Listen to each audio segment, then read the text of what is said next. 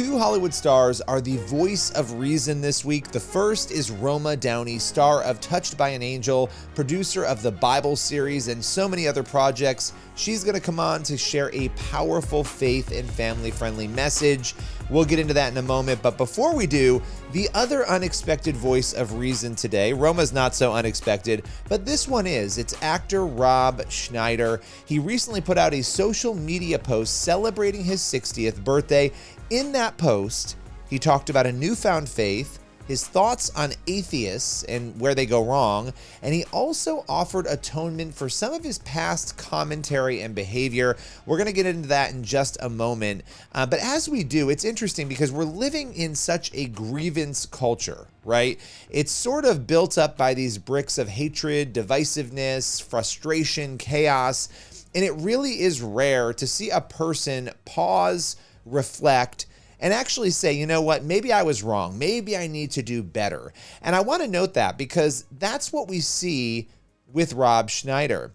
Now, the irony is this is a guy who has sparked a lot of laughs. You know, he's had all sorts of different comedies out there. I mentioned SNL. Obviously, he was in the Deuce Bigalow series. But here he is delivering what I think is one of the most essential lessons for the time that we're in right now. Something that really I think all of us, whether you like Rob Schneider or not, we should be pondering what he had to say. And so let's get into that. He actually posted on October 31st on Halloween. He put up a post about his birthday. He said, as I am a new convert to Catholicism, I offer my apology for my lack of Christ's forgiveness to my fellow man. So right off the bat, he's like, look, I've become a Catholic. And by the way, this is Billy speaking. I'm an evangelical. I'm not a Catholic. But I think it's interesting. He's a Catholic. And in Catholicism, forgiveness is a big piece of that puzzle. He said, I offer my apology, again, for what? His lack of Christ's forgiveness to his fellow man. That's a tough thing to admit. He then goes on to write, I was so angry at the people who shut down schools and indeed the world and who coerced others to do things against their will, which hurt many people deeply. So he's explaining, look, COVID and what happened with COVID, it seems like that's what he's talking about there. That upset me so much that I treated people through my anger in not a loving, forgiving way. And he went on to say, I offer my unconditional forgiveness and amnesty. Now, these are big departures from things that Schneider was saying in the past, right? In the past, in the recent past, talking about COVID-19, he went after Jimmy Kimmel and others. He talked about how people like Joe Rogan were being censored and Eric Clapton for going public on different stances around COVID. He called some of the pushback on those people disgusting and unforgivable. But just months later, he's now publicly turning the other cheek. He's abandoning this idea that people are unpardonable, right? There he was months ago saying that something was unforgivable. Here he is saying, you know what? I need to forgive, and I need to be forgiven for the way that I've maybe treated people. I don't want that to be lost on us, how remarkable it is for somebody to be willing to do that. Again, this is a rare thing to sort of push back on the societal anger, to not feed into it, because we're all prone as human beings to do that. And so with all of this, with this one post, in fact, on October 31st, Schneider offered really a blueprint for self-correction. He provided even specific examples where he had gone wrong and where he had sort of introspectively come around. And I'm going to read this because it was powerful. He said, how can I continue to hold a grudge against the actor who shamed people like me, but has been such a great example for other actors to never give up and keep fighting for their dreams? How can I still be mad at the lovely actress that said she could no longer be friends with people like me who didn't get it, knowing how incredibly kind she is with every child she meets? So he's looking at the humanity within his ideological opponents and saying, I can't dismiss them entirely. How could I not forgive them? How could I still be mad at them? And so it's interesting watching him, come to this conclusion. And I do think it's sort of like, are we going to see through frustration's fog to see deeper who people are? Are we going to love people the way that God does, to see the good in them, even when we disagree with them on things like COVID or vaccines or whatever it is? I mean, there's a million things. We're heading into an election year. Make your list. There's going to be a trillion things to argue with people about. But unlike so many who wrongly assume, and I thought this part was interesting too, that absolution, that forgiveness is about freeing the opposing party from guilt, Schneider also really did express the true meaning of forgiveness. He called it a gift to humans that you give yourself, right? It's a godsend that frees us as Christ intends for all of us to be free. That's a quote from him. That frees us as the Christ intends for all of us to be. We're not held on to by anger. We're not clinging to anger. We are releasing that when we forgive people. It's not so much about them as it is about us. Now, it seems Mr. Schneider's pondering really here of Jesus' sacrifice for humanity, that is the core of this, right? And that pondering how Jesus loves others, that caused him, as it should all of us, to look at our enemies a little bit different, the people we disagree with. And so we see that throughout the New Testament. It's actually pretty convicting. Paul, in Romans 12, he says, do not repay anyone evil for evil. If your enemy is hungry, feed him. If he is thirsty, give him something to drink. I mean, that is countercultural. Right now, it's like mean tweet your enemy, yell at your enemy, shout them down, destroy them, make sure they're not employed anymore.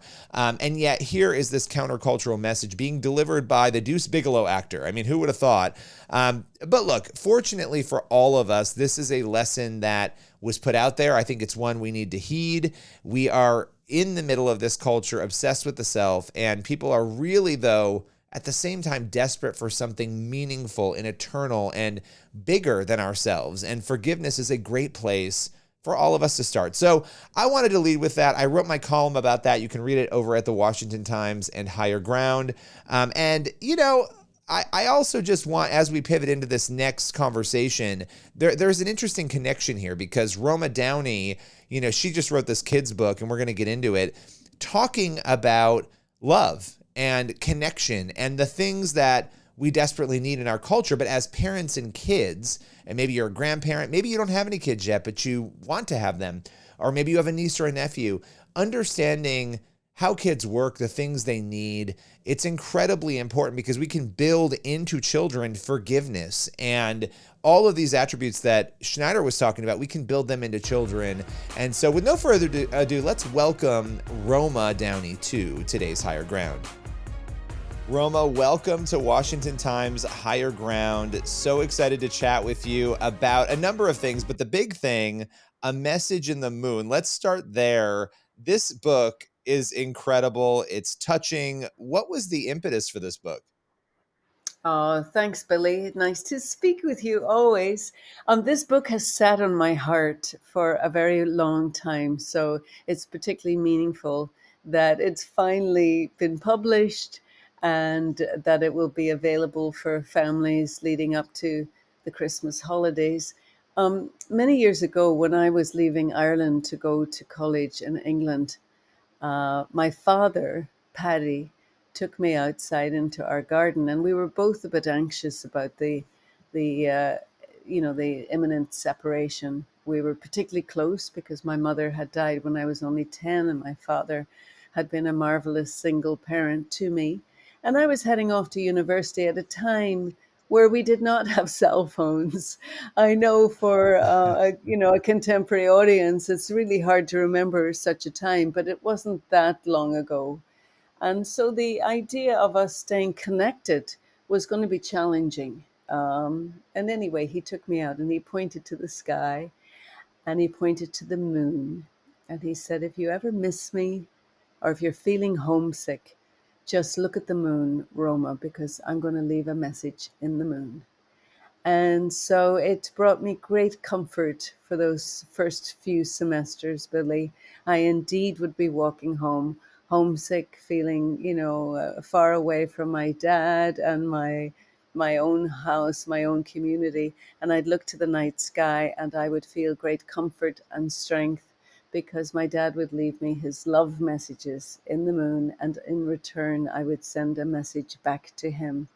And so this sat in my heart forever. I thought it was such a lovely way to remind us all that we are all connected and that we are not alone. And, as my own family were growing up, I had shared this with them. And to this day, I still get a text from my daughter, Riley, where she'll take a photograph of the moon, Perhaps she's in a different city. Perhaps we're even in a different country.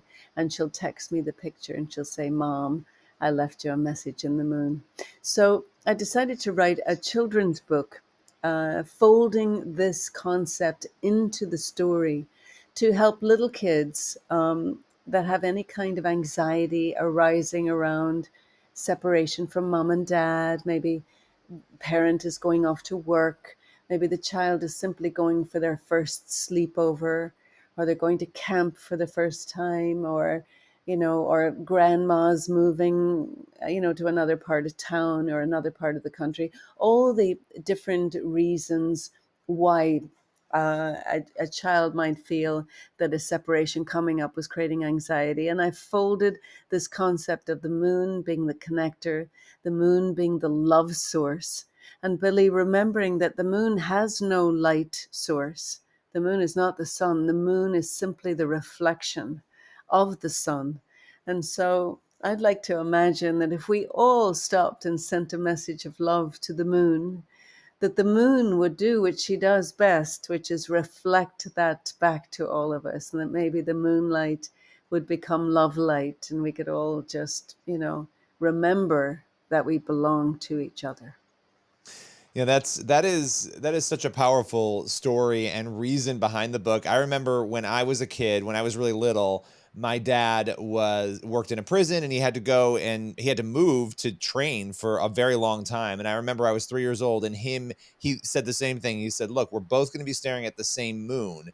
And I remember as a kid how comforting it was, right? Just hearing that, when I missed my dad, that we could have that connection, right? Knowing that he was looking at the same moon. And I think these things are so important for kids to hear, especially, all the things you just mentioned, right? The separation anxiety that kids have, and that young adults have as well.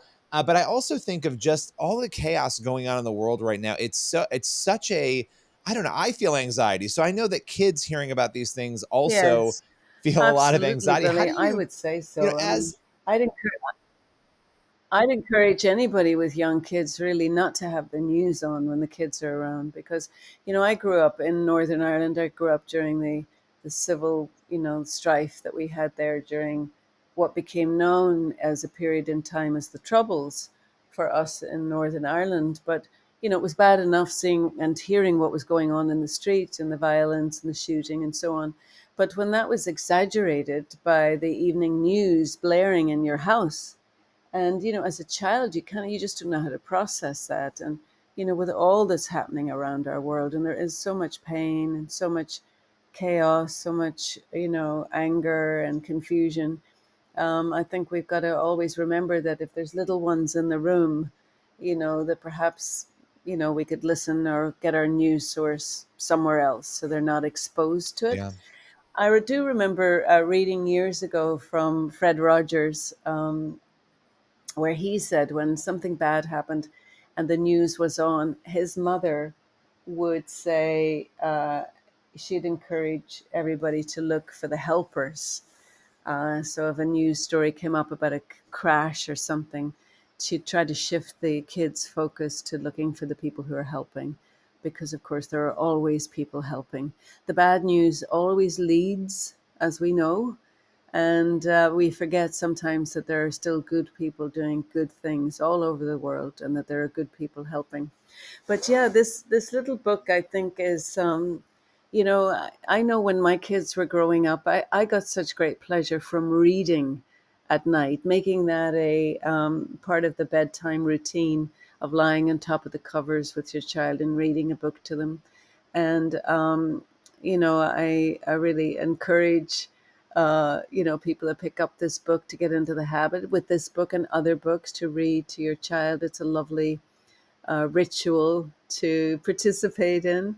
And at the end of the It book, I've is. included a little prayer. I mean, I'm a person of faith, so I grew up in a family where we prayed in the morning and we prayed out the day and the evening.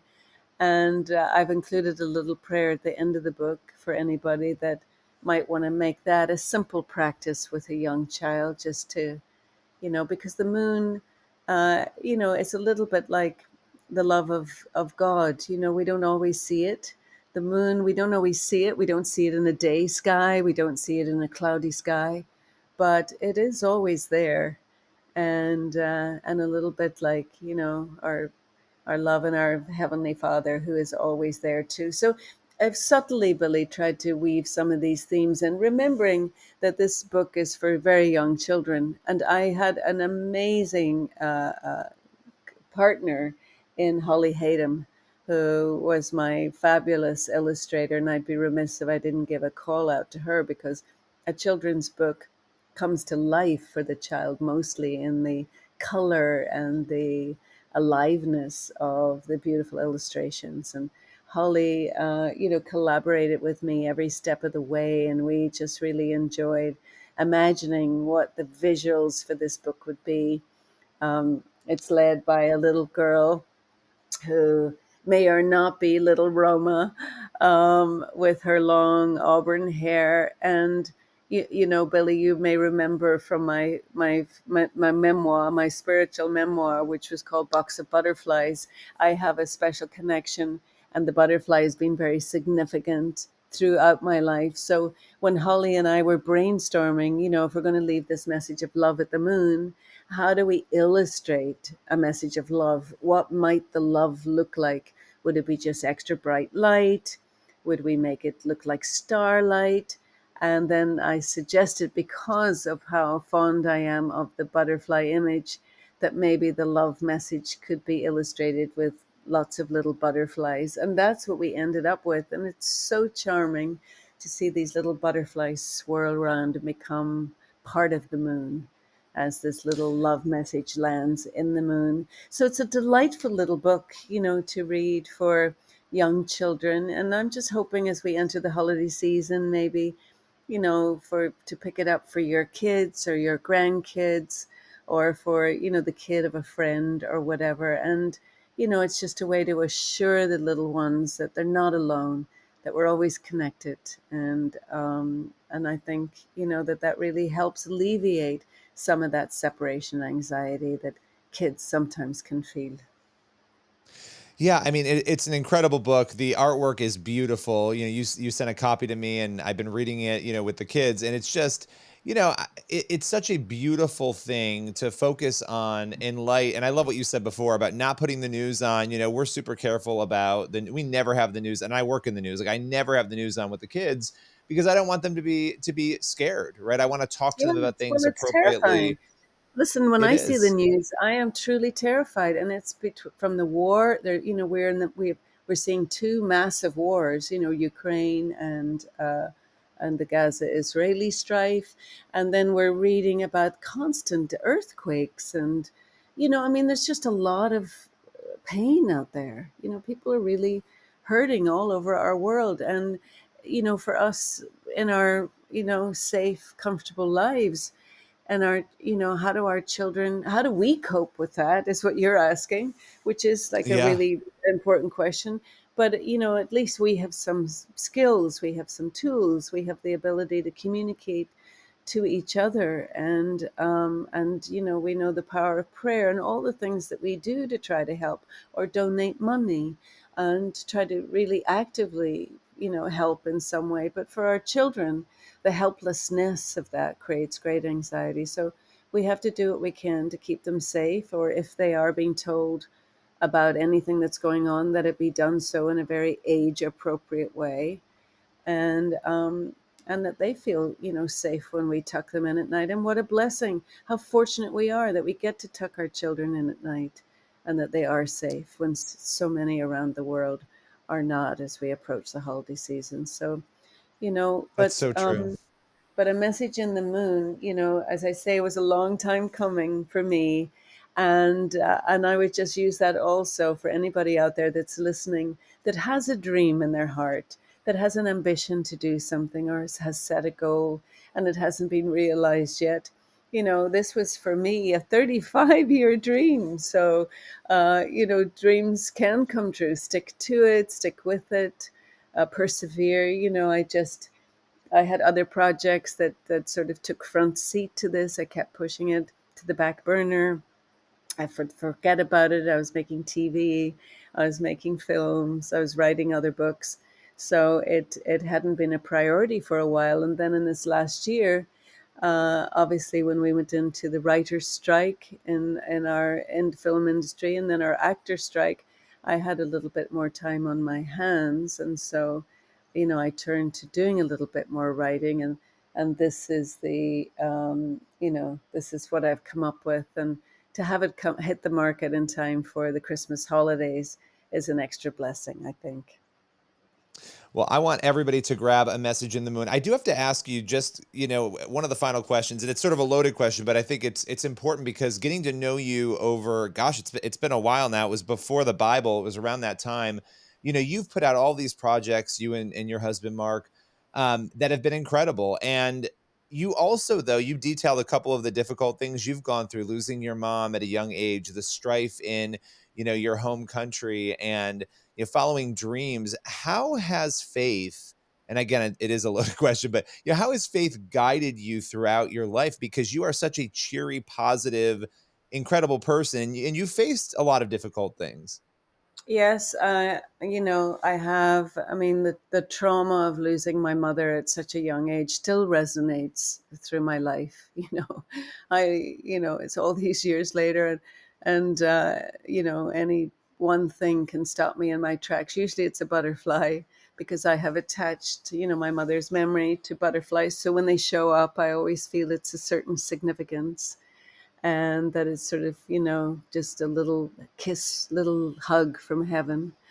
Um, the significance of A Message in the Moon continues because my father passed away when I was at college.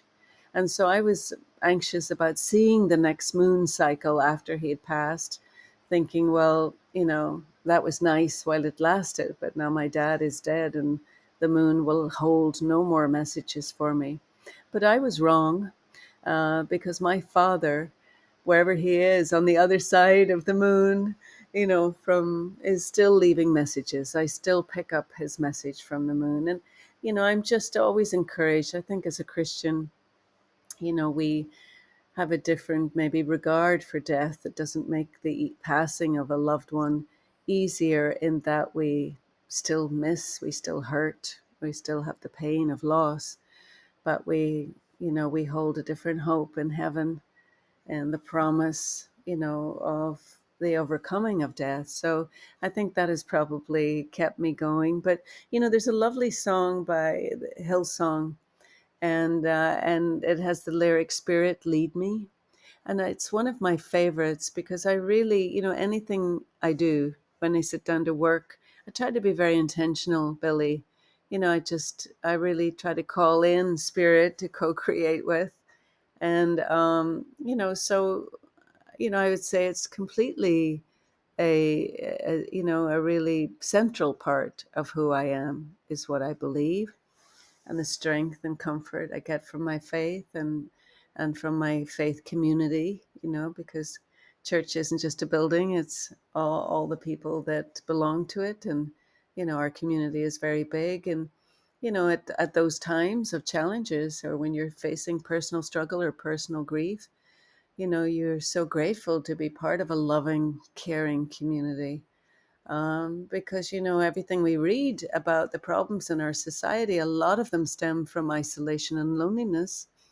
And I always encourage people to get into a good, a church group, just for the loving people that are there, or learn more about it through loving groups of people. So it keeps me going, because I think sometimes we think, the world is just upside down and inside out, with all the horror and all the pain, and then we are reminded just of just how many amazing people there are in our world, and we have to keep focused on that. I think you have to, otherwise you just, we would all just get swallowed up in, Yeah.